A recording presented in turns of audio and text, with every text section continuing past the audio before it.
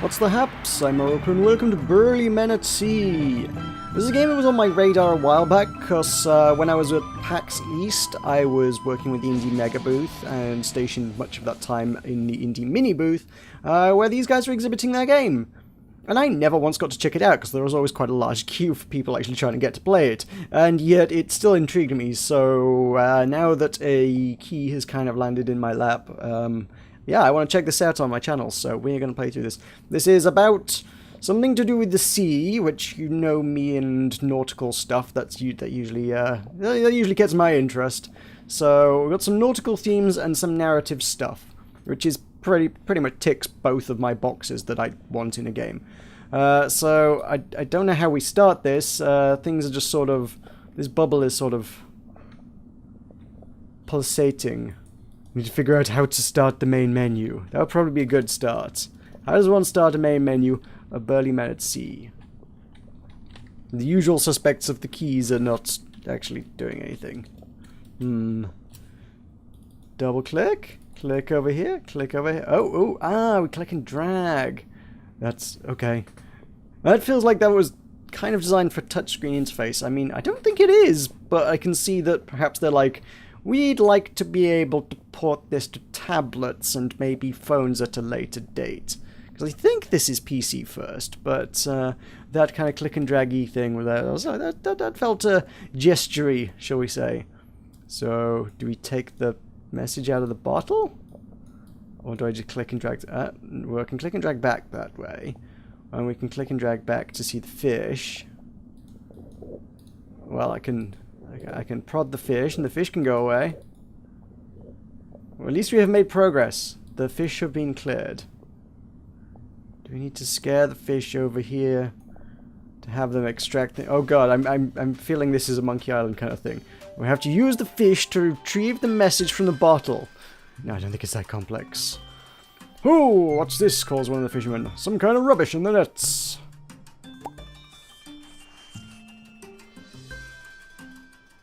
It's a map. It's a useless sea shark, grumbles the hasty one. Nothing on it but our own island. A map cast to sea with that purpose. Must be more to it, argues the steady one.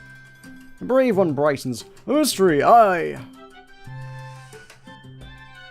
Folks in the village may know something of it. We should head back.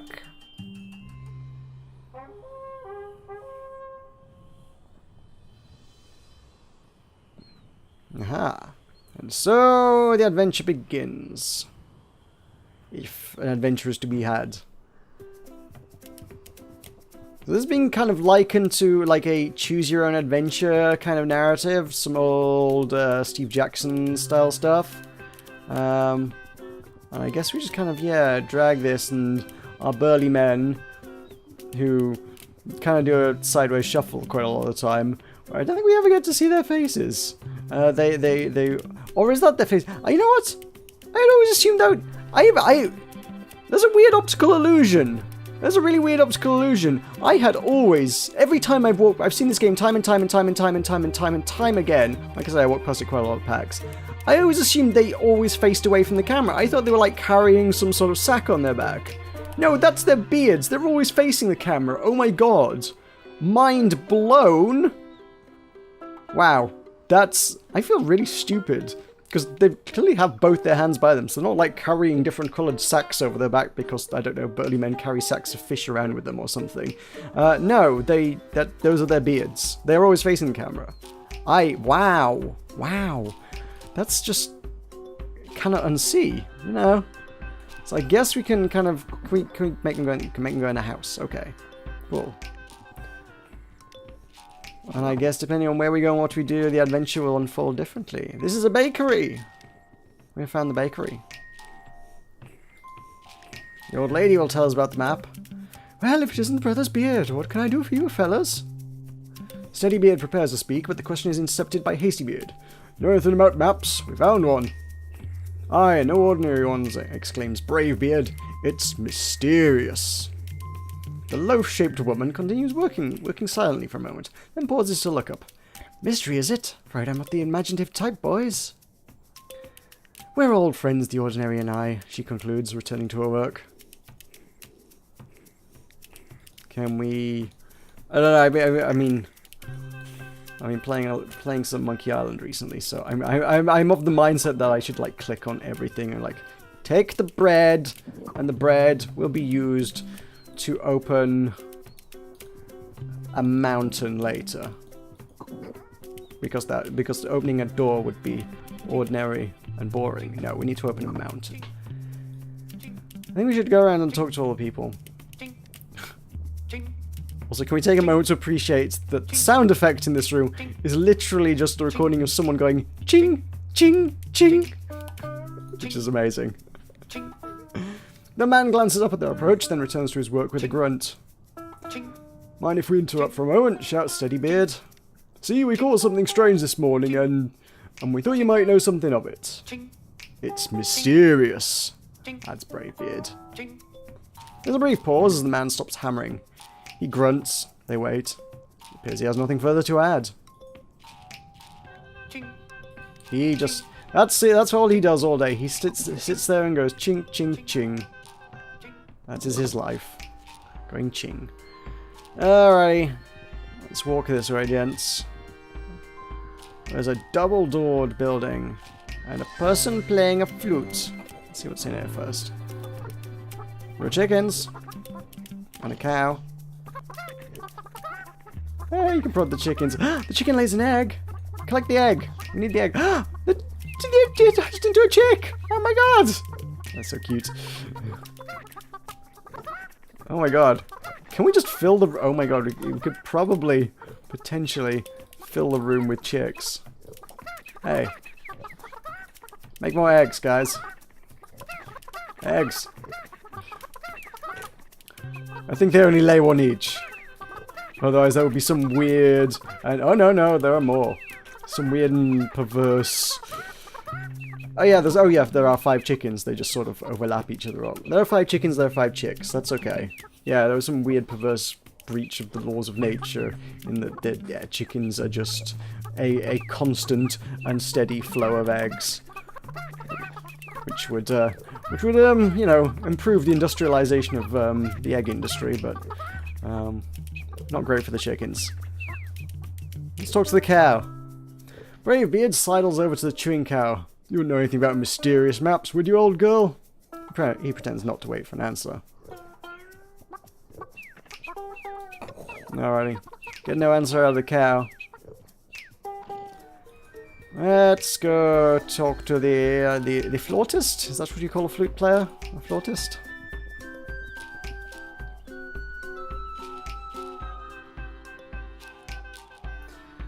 A sea chart, eh? The young man shrugs. Can't say I know much about him with these landlocked legs of mine. Old fellow next door in the coffee shop might have answers.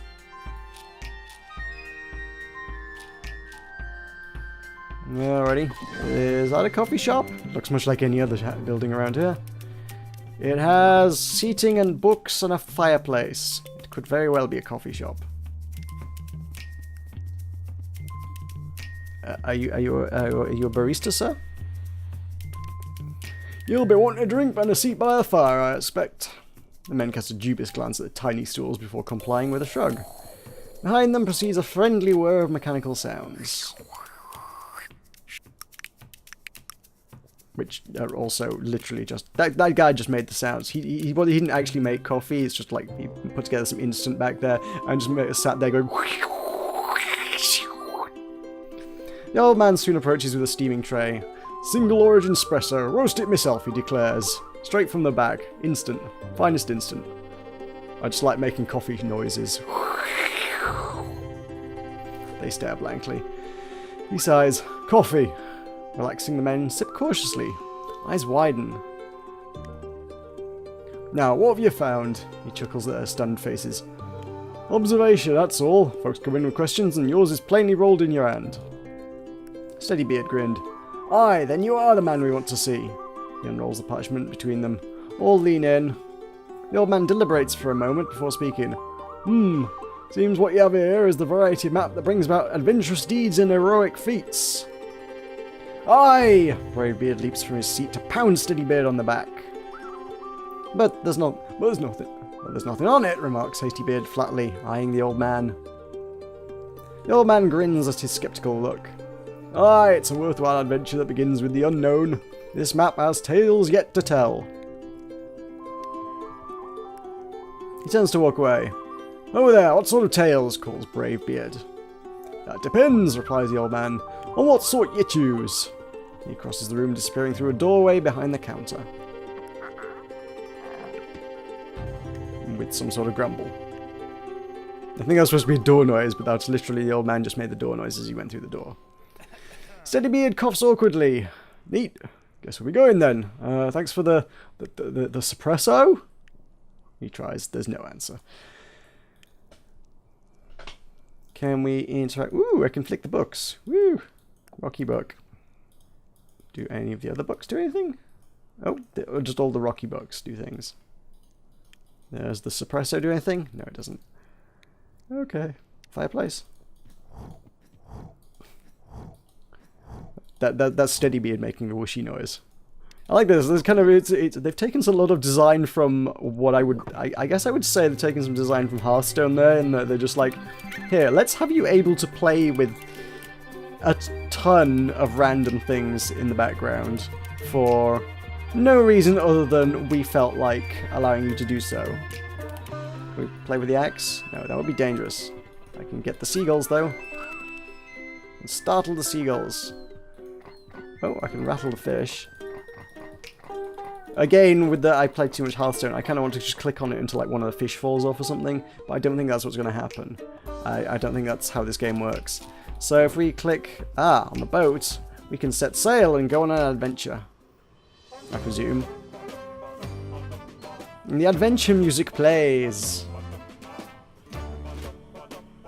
which is kind of got some a cappella-y kind of vocally things going on. I mean, I guess true a cappella, I guess, is just vocals, right? I think. So, but it still had that ba ba ba ba ba ba ba ba kind of thing going on, you know, just like a bunch of people harmonizing better than I could ever do. So, "See you rats," remarks Hastybeard, squinting. "What do you reckon they're after?" Steadybeard frowns. "I don't like it. It has the feel of mischief about it." "Mischief away," grins Bravebeard, loosing the sails. "Ah! Be eaten by a whale. This is unfortunate."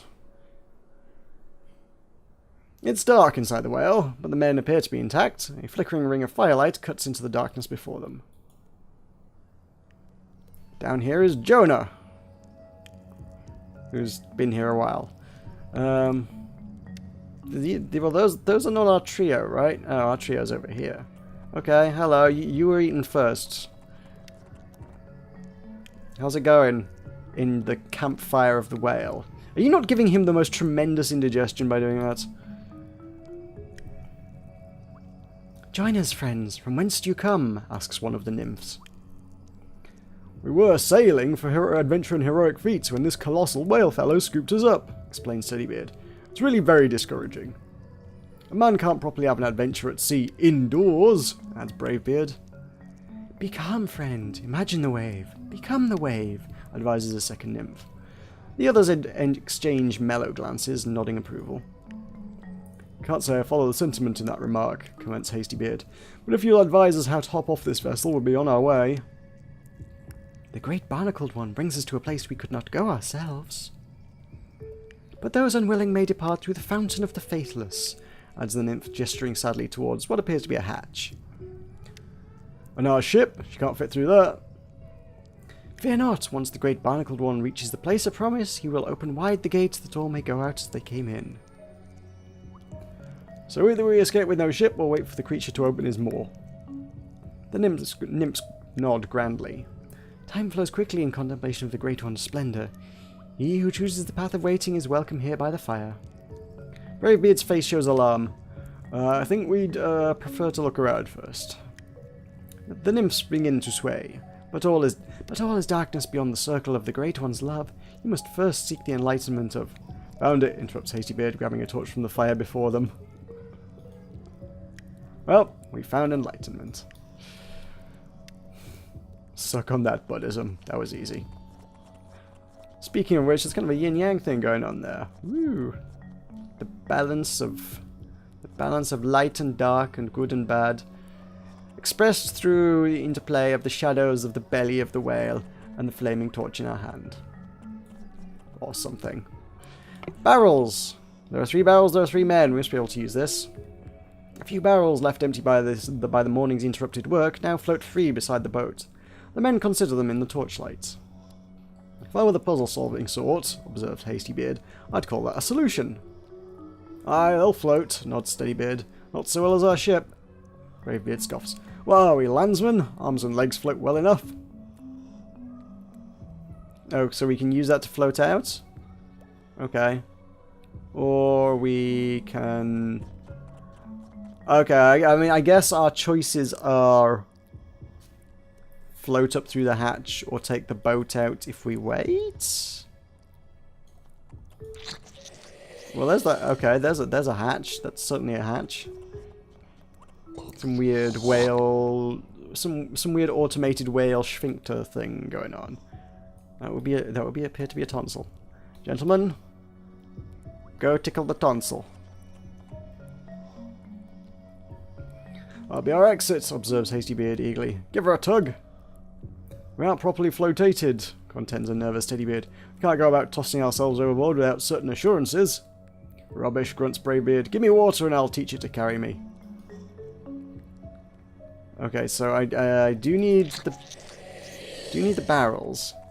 But I'm intrigued as to where the whale would take us anyway, because they were like, you can wait here and, you know, you'll get to where you're going eventually. So like, part of me kind of is just like, can we just stay by the fire? Hi. Can we just wait for a while? The men fidget for a moment as Steadybeard clears his throat. If you don't mind our intrusion, we'll wait here with you fellas. Sit, friends. For those who follow the Great One, there is no mind. Aye, that's plain, grins Bravebeard. The 3 men sit. There's a silence and the nymphs begin to speak in turn. Within the Great One, there is only to be. The Great One encircles us in the circle of all things. The Great One's kindness is as genetically modified potatoes. What? The men begin to nod off, now catching only pieces of the nonsensical exchanges as they fall into a deep sleep. Biodiversity. Final stop. Please exit through the front with your belongings. Hey, we got somewhere. Okay, so there were 2. It was kind of just a... It's kind of point and clicky, but it's not horrifying point and clicky. It's just kind of... Here are 2 choices. They're both kind of obvious things. Those long-haired imps let us sleep through our stop, complains Hastybeard as they sail out into the sunlight. Bravebeard merely shudders. May as well see where it is we have stopped anyway.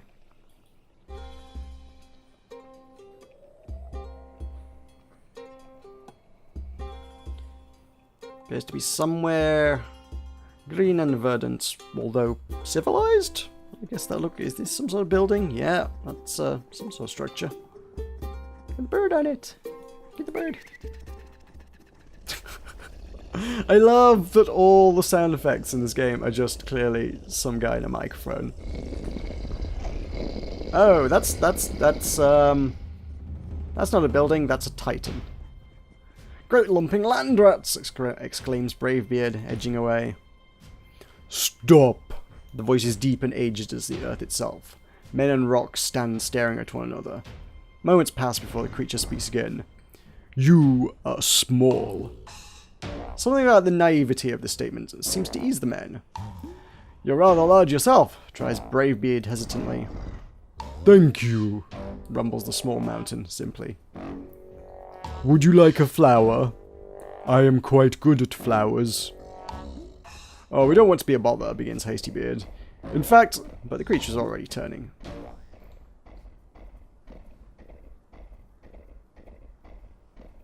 Or maybe I will fetch 3. Rumbling happily to itself, the geological oddity thunders away. The men breathe sighs of relief. Oh, I wanted a flower from the Colossus. The flower of the Colossus. That would have been great. I wanted the flower of the Colossus. Okay. I'm going to go after him. I want to see if we can follow him. I like him. No, it's just taking us back to the... Oh, yes, he's got it. Sweet. I have done it. I have fetched a flower. The men return reluctantly from the enticing safety of their boat to face the returning earthquake. Gently, the massive stone fist places before them what appears to be an upended tree. "Oh, I thank you," gushes Hastybeard, elbowing the snickering Bravebeard. "What a nice flower." The big creature beams. Ah, it fell over. The creature's shoulders slump, dejected. "It has wilted." "You know, I think I saw another on the far end of the island," suggests Steadybeard. "Why don't you go?" "I will fetch it." Brightening, the mountainous being turns once more to thunder away. Or maybe Oh, no. "Or maybe three," Hastybeard calls after him, grinning. "Quick, while we have a chance," whispers Hastybeard, leading the way to the boat. Is that all the world? No! No! I don't want to... We barely even saw the island. We saw nothing on the island. It wasn't a very big island. Oh, he looked sad. He looked a little bit sad as we were sailing away. He had friends. He had visitors. The first visitors he'd had in eons. Geological eons. Appropriately enough. And we sailed away before he could bring us flowers. Or trees, as the case may or may not have been. This is looking... Is this nightfall or is this stormy? I think it's stormy. "I don't like the looks nor sound of that," worries Steadybeard over the distant rumble. "Rather be fetching flowers with that walking rock pile on dry ground."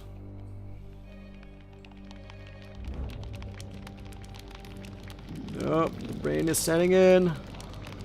This does not look like a sturdy boat that will survive a powerful storm. On cue, a shower of rain tumbles over them.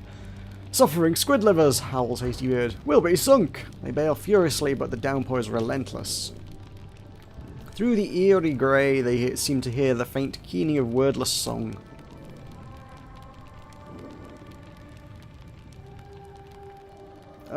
Is the whale back to eat us again? Or... no? That's... I guess mermaids offering like some sort of protective bubble against the rain. It's like some sort of merbrella. So... can we... oh, they just protect us from the rain. If we click and drag... the mermaids... oh, okay. They don't protect us that far then. Okay. A flash of lightning suddenly illuminates their surroundings. "Womenfolk!" yells Bravebeard. "There are womenfolk in the water!" The shout is followed closely by a splash as Hastybeard jumps in. Of all the kelp-headed half-wits, the second splash halts Steadybeard's analysis of the situation. Sighing deeply, he dives after them.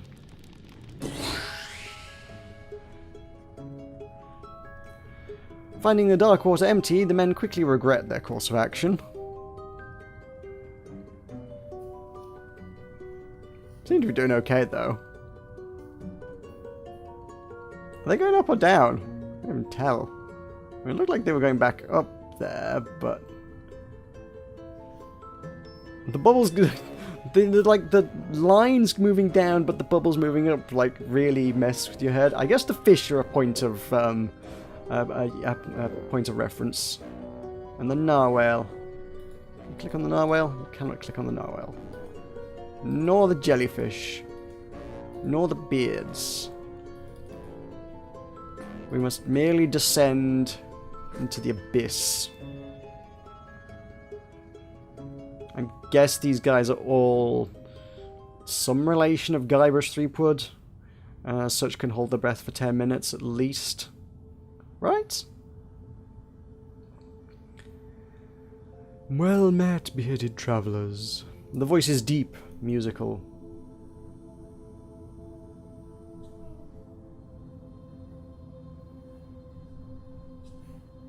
Who have they met in the depths?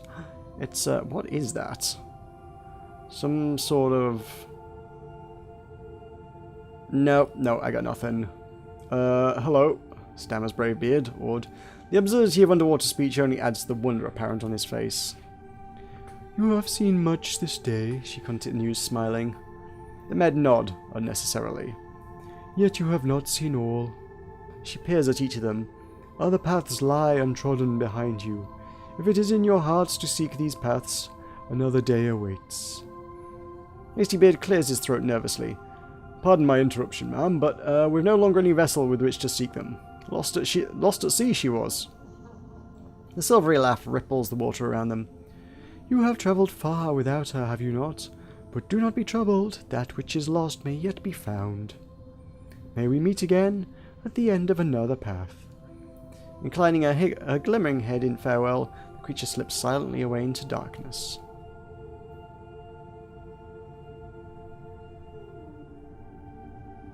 Was this some sort of metaphorical fourth wall breaking there in the, hey, you can play the game again and get a different path? I thought the game was a touch longer than this, mind you. In the quiet that follows, the men find themselves still sinking. Plus, I'm not sure how many, I don't know how many decisions I actually made there. I feel like it was just, like, at most 2. Which would not allow for many outcomes to this game. Well, I guess we've got a seabed to sort of scuttle along with the crabs. We're not at the end of our path just yet, as 'twere. 2 of these guys sort of seem to be more sort of gliding. Is this a bug, or is he just sort of towing them behind them? Kind of fading out of existence. Did 2 of them drown? And this is all just some sort of weird, fevered drowning dream? That just got a bit weird and... Nope, they're still there. They're just, like, completely white. No, this is still weird.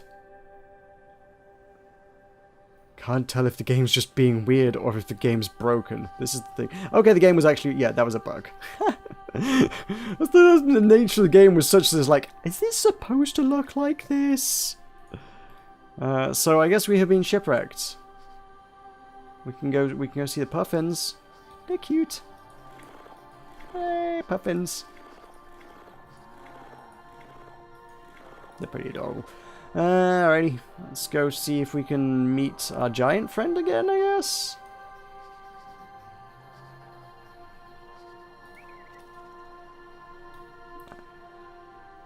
I keep clicking and dragging. I'm not sure if I just need to drag. No, I don't actually. I do need to click and drag, don't I? You guys keep wandering away, I don't know. It feels like... it's such a weird interface for the game because it kind of feels like sometimes you don't necessarily have the control you want. Can I anger the moose? The moose seems like it could be angered. This doesn't seem like a game where you go around angering things, though. Somebody lives here, guys. Go check out the house. Go, this way. So hard to get these guys to do anything. So lazy. Lazy fishermen. Sailors. Where are you going? Oh, fine. Wait. Are we back at the coffee shop? We actually are back at the coffee shop. Oh, you'd find your way to that door eventually. The old man greets them. The familiar has a way of making itself new when you look at it sideways. Never seen that part of the island before, I'd bet. The men shake their heads. Still have the map? He questions. Steadybeard nods, silently passing it to him. Oh, it has things on it! Cool! So we know where the mountain is, we know where the whale is, we know where the storm is, and we know where the crazy underwater sea creature is. That's awesome. So I guess the kind of the paths in this game sort of play out by you go on a voyage and encounter things at sea, and as a consequence they'll become marked on the map, so you know where all of the things are in the oceans deep. And yeah, pretty awesome. So I wonder if we set sail again, would we run into the whale immediately, or would we just find who knows what? Who actually knows what we would find? I'll see you managed to find those adventurous deeds. And did you meet her? Aye, Greybeard is the first of the brothers to speak. Magnificent she was, like the Shurim of old tales. I have literally no idea if that's how you pronounce that. Shurim. I don't know. Someone in the comments tell me if any one of those pronunciations was correct, and if it was not, give me the pronunciation guide. That would be useful. But she told us we have more to see. Aye, I'll be there when you're ready for another go. The old man gestures to the books. Those shelves are full of tales like yours, and all with paths left untrod. There's a twinkle in his eye. I even contributed a few in my time. You see, he continues, what's left unwritten in one story can fill others if you have the inclination to sail again. Have another look at that shelf. Burly Men at Sea, Steadybeard reads aloud. Not a bad title, that. What's all this numerical business on the spine? And how did... He gives them a sly look. That's another mystery if you've the curiosity for it. And one last thing, continues the old man. I don't mind telling you now that I was the one who sent your bottle to sea. I've another to be tossed out for the next curious soul. Will you do the honour?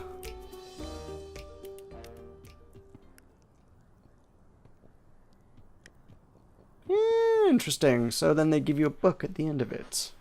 Say this was your journey. That was short and cute and entertaining. I dig that. Just a bite-sized experience, which is like... I really dig games that are just a bite-sized experience. So that one... Yeah, it ticks the nautical theme box, it ticks the narrative theme box, and it ticks the bite-sized game box. Ticks a lot of boxes for me, that one. That was cool. Kind of want to play it again and see what other things happen, though. That would be good. And then I guess... Yeah, I mean, I guess different books can come because I guess if I go on another journey, I might find, like, the mountain guy again. I don't feel like I really... As far as decisions went, I don't feel like I did anything with, like... I don't feel like anything actually happened in the storm or the underwater bit that I made any particular conscious choices in any way, shape or form. So, I mean, are we... Have I thrown it out to sea? I think it's just basically get back in the boat and you can go for another adventure at this point, isn't it? I mean, the credits have rolled. There is a bookshelf. Can we look at the bookshelf? Ah, we can. Beard removes a small card from the book, squinting at it. Enter code at burlymenatsea.com/mystery, he reads. Yeah, sounds like a lot of bilge to me. Shall have to do that. Ah, cool. And you can also do that, because I guess you guys now have my code. I don't know what that would do. But, hi, can we have a coffee? Oh, you might be back. Have another look if you like. I just had a look at that. Yep. Got the bilge. Alright, I think that is a place to leave that. I'm kind of staggering around seeing if this is, like, done, but I'm reasonably of the opinion that this is done now. So yeah, Burly Men At Sea. Go check that out if you want to see some of the other paths. I don't know if I'll do any more of that. I think this was just a one-off thing for me. But thank you for joining me. Thank you for watching. I have been Meroka. This has been Burly Men At Sea. I will see you next time.